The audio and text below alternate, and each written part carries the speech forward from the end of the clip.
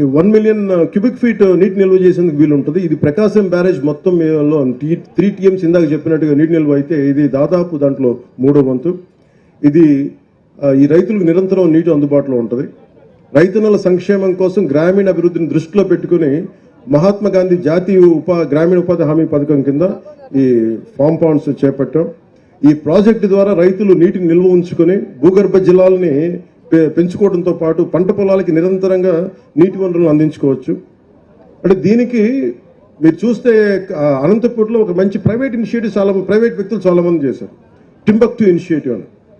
ఉదాహరణకి మీరు ఇజ్రాయెల్ పోతే ఇజ్రాయెల్ నేల ఇంతకంటే ఇంకా అసలు ఎండిపోయి ఉంటుంది, ఇంత పచ్చదనం కూడా ఉండదు. అలాంటి చోట రివర్ జోర్డాన్ ఒక్క నది ఉంటే ప్రపంచానికే నదులు లేని ఎక్కువ జీవనదులు లేని ఒకే ఒక జీవనది ఉన్న ఆ ఇజ్రాయెల్ దేశం ప్రపంచానికే డ్రిప్ ఇరిగేషన్ టెక్నాలజీ ఇచ్చింది. ఎప్పుడైతే మనకి నీటి సౌకర్యం ఉండదో, ఎక్కువ మన కష్టం ఉంటుందో, దాన్ని మనం ఎక్కువ మన శ్రమపడి వాళ్ళ తెలివితేటలు పెంపొందించుకొని మన ప్రపంచానికే మనకి డ్రిప్ ఇరిగేషన్ అందించారు ఇజ్రాయలీస్. సో అంటే మనకి మనసు పెడితే ఏదైనా సాధించవచ్చు అనేది మనం దాన్ని పెట్టుకోవచ్చు. అందుకే ఈరోజు 1,55,000 పాండ్లు గనక ఈ నీటి కుంటలు నిజంగా సద్వినియోగం చేసుకోగలిగితే పెద్ద ప్రాజెక్టులు వచ్చే వరకు మన రాయలసీమ నేలకి ఇవన్నీ చాలా చాలా సహాయపడతాయి. అలాగే నేను ప్రత్యేకించి చెప్పింది ఏంటంటే, ఇది ముస్నోబా ఫుకోకా ఇందాక మన చైతన్య గారి అబ్బాయి చెప్పినట్టుగా నిజంగా కనుక ఫామ్ పాండ్లు చుట్టూ, ఎందుకంటే నేను ఈ నీటి కుంటలు నేను నా ఇంట్లో నా ఫామ్లో చేసుకున్నాను ఒకప్పుడు. ఈ ప్రాజెక్ట్ ద్వారా రైతులు నీటిని నిల్వ చేసుకోవడం, భూగర్భ జలాలను పెంచుకోవడంతో పాటు పంట పొలాలకి నిరంతరంగా నీటి అందించడంతో పాటు ఫామ్ పాండ్స్ చుట్టూ అరటి కానీ, నిమ్మ కానీ, దానిమ్మ కానీ, జామ, కరివేపాకు లాంటి మొక్కలను పెంచితే రైతులకి ఒక ఆదాయం కూడా ఉంటుంది, దీర్ఘకాలిక ఆదాయం ఉంటుంది. అదే నీటిలో కూడా చిన్నపాటి చేపలు పెంచుకోవచ్చు సహజంగా. అలాగే బాతుల పెంపకానికి, ఈ బాతుల పెంపకం వల్ల ఏం జరుగుతుంది, నీరు ఎప్పుడు పరిశుభ్రంగా ఉంటుంది, ఇప్పుడు దోమలు ఉండటానికి అంటే క్రిమి కీటకాలు పెరగవు. అందువల్ల బాతుల పెంపకం ఒకటి సహాయపడుతుంది. వ్యవసాయానికి ఇది మరింత ఉపయోగపరంగా ఉంటుంది. ఈ నీటి నాణ్యత మెరుగుపరచడంతో పాటు నీటి వనరుల నిర్వహణ కూడా సమర్థవంతంగా మార్చి వ్యవసాయ అభివృద్ధికి దోహదపడుతుంది. అలాగే దీంతో పాటు మేము 3 రకాల మీకు కలెక్టర్ గారు కానీ, డిస్ట్రిక్ట్ అడ్మినిస్ట్రేషన్ కానీ ప్రతి రైతాంగానికి ఇస్తారు. ఈ సమగ్ర వ్యవస్థలో ఫామ్ పాండ్స్ చుట్టూ 3 రకాలు తయారు చేసాం. దీన్ని మీ కలెక్టర్ గారు తెలియజేస్తారు. ఇది మీకు డీటెయిల్ చెప్పి మీకు నాకు ఇంకొక సందర్భంలో అందరూ చెప్తాను. ఈ ఫామ్ పాండ్ చుట్టూ ఒకటి చిన్నపాటి కోళ్ల పెంపకం కావచ్చు, ఆవుల కోసం గోకులాలు కావచ్చు. మనం దాదాపు 18,500 గోకులాలని మనం చేసేసాం. అలాగే షెడ్లను ఏర్పాటు చేయడం ద్వారా రైతులకు ఆదాయాన్ని పెంచే విధంగా ఈ మోడల్ రూపుదిద్దుకుంది. ఇది పాలేకర్ మెథడ్ ఆఫ్ మన వ్యవసాయ పద్ధతుల ద్వారా ఇవన్నీ పనిచేస్తాయి. అందుకని దాని ప్రకారం పశుపోషణ అనేది చాలా అవసరం. ఈ పశుపోషణ షెడ్లో భాగంలో సోలార్ ప్యానెల్ని అమర్చుకోవచ్చు. సహజ ఎరువులు, గోమూత్రం, గోమయం సహజ ఎరువులుగా ఉపయోగించవచ్చు. వ్యవసాయ ఖర్చులను తగ్గించుకోవచ్చు. ఈ రాళ్లతో ఉన్న నేల నిజంగా జీవం పెరగాలి అంటే మనకి మన గోమాత ద్వారా వచ్చే ఈ గోమూత్రం కావచ్చు, గోమయం కావచ్చు, నిజంగా దాన్ని సారం పెంచుతుంది భూమిలో. అందుకని దీనికి అనుసంధానం చేశాం.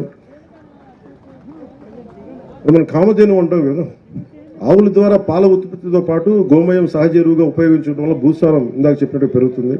దీనివల్ల పంట దిగుబడి పెరుగుతుంది. నేను గోజీలో ఉండే యాక్టర్లో మాట్లాడచ్చు, సగటు రైతులా మాట్లాడుతున్నా.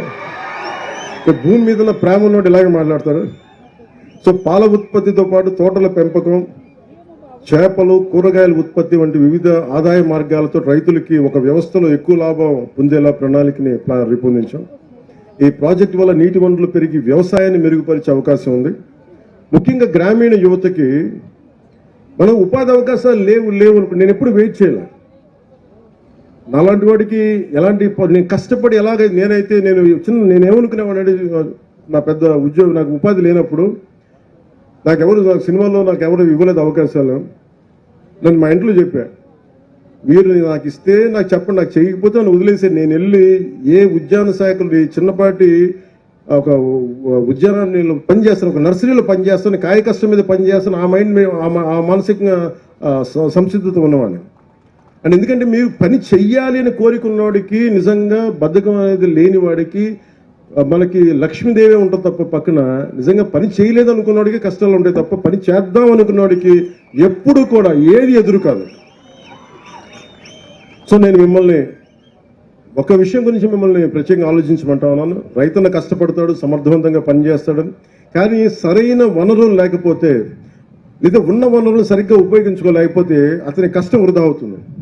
అందుకని ఈ ఫామ్ పాండ్ ప్రాజెక్ట్స్ ద్వారా, నీటి కుంట ప్రాజెక్ట్ ద్వారా రైతులకి నీటి సమస్య తీరుతుంది, పంట దిగుబడి పెరుగుతూ ఉంది, రైతులకి ఆదాయం పెరుగుతుంది. గ్రామాల్లో అభివృద్ధి అంటే కేవలం రోడ్లు భవనాలు కట్టడమే కాదు, ఇది యువతకు కూడా ఉపాధి లభించాలి, రైతన్నలకి అభివృద్ధి సాధించాలి, ఆర్థిక వ్యవస్థ బలపడాలి అని ఈ పథకం ద్వారా రాష్ట్రంలోని గ్రామాలు స్వయం సమృద్ధిగా మారుతాయి, రైతుల జీవితాల్లో కొత్త వెలుగులు రావాలి. ఇదే నారా చంద్రబాబు గారి నాయకత్వంలో, ముఖ్యమంత్రి గారి నాయకత్వంలో ఈ రాష్ట్రం కోరుకుంటుంది. రైతుల జీవితాలు కొత్త వెలుగులు రావాలి. ఇది మా ఆశయం, ఇది టీడీపీ ఆశయం, భారతీయ జనతా పార్టీ ఆశయం, జనసేన ఆశయం. నీరు నిల్వ భవిష్యత్తుకు బంగారు బాట అన్న సంకల్పంతో రైతుల అభివృద్ధి కోసం ప్రభుత్వం కృషి చేస్తుంది. మనందరం కలిసికట్టుగా ముందుకు తీసుకెళ్లి ఈ గొప్ప సంకల్పాన్ని విజయవంతం చేద్దాం. ఒక్క నిమిషం, మీ మాటలన్నీ వినిపిస్తాయి చెప్తాను. సో రైతన్నకి జైజైలు తెలుపుకుంటూ జై ఆంధ్ర. కానీ జై హింద్ చెప్పబోయే ముందు మీ అందరి గురించి మాట్లాడాలి కాబట్టి అవి మాట్లాడతాం. అంటే దారిలో వస్తూ ఉంటే ఇందాక అక్కడున్న ఎంపీడీఓలు మాకున్న సమస్యలు నా దృష్టికి తీసుకొచ్చారు. Group 1 MPDOs. ఇది ఖచ్చితంగా మన ఉన్నతాధికారులు ఇక్కడే ఉన్నారు, వారికి తెలియజేసి నేను మీ సమస్యకి ఒక పరిష్కార మార్గం వెతుకుతాం. అలాగే ఆంధ్రప్రదేశ్ గ్రామ పంచాయత్ సెక్రటరీ అసోసియేషన్ కూడా మీరు ఇది ఇచ్చారు, మీ పిటిషన్, దాన్ని కూడా ముందుకు తీసుకెళ్తాం. అలాగే దాన్ని కూడా పరిష్కార మార్గం వెతుకుతాం. ఒక నిమిషం. గ్రామ సచివాలయం ఇంజనీరింగ్ అసిస్టెంట్ అసోసియేషన్లో మీకు కూడా ఒక బలమైన పరిష్కార మార్గం వెతుకుతాం. ఎందుకంటే నేను ఉట్టిన గాల్లో మాటలు ఇవ్వలేను, అందుకని కూర్చోబెట్టి మీకు చప్పట్లు కొట్టేలా మాటలు కాకుండా నిజంగా మీ చేత మెప్పు పొందేలా చేయాలనుకుంటాను. ఎందుకంటే అదొక్కటి మీరు అర్థం చేసుకోండి.